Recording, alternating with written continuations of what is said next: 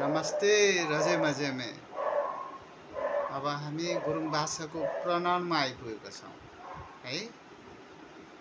छु, यो, चाहिँ, त्यसको, म, ngै, मेरो, च, त्यो, ngलाई, मलाई, चलाई, त्यसलाई है। यसरी बुझ्नुस्। चुर्खो, यहाँ आउनुस्, अथवा कतिपय ठाउँमा चुरलाई भन्छ, यहाँ आउनुस् भन्छ कतिपय ठाउँहरूमा। चरह्याल, त्यहाँ जानुस्, अथवा कतिपय ठाउँहरूमा क्याइह्याल भन्छ है। यसरी बुझ्नु होला। तोबिला, के भने थियो? अब यो कहिलेकाहीँ बुझेन भने तोबिला बाबु, के भने थियो बाबु, यसरी चाहिँ बुझ्न सकिन्छ।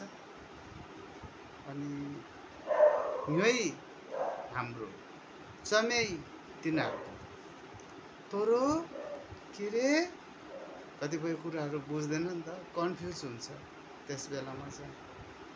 तोरो, तोबिला बाबु, के भन्थ्यो बाबु, यस्तो प्रश्नहरू आउँछ। गर्नु पनि पर्छ। कहिलेकाहीँ त्यस्तो कन्फ्युजहरू हुन्छ, कानहरू सुन्दैन है। यो गुरुङ भाषामा अलिकति रमाइलो पनि हुन्छ कुरा गर्दै गयो भने। गुरुङ भाषामा कतिपय ठाउँमा फेरि यो भाषाको प्रोनाउन्सिएसनहरू अलिअलि फरक हुन्छ।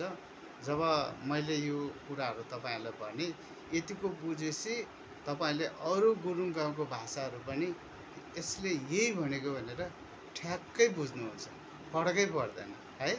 धन्यवाद।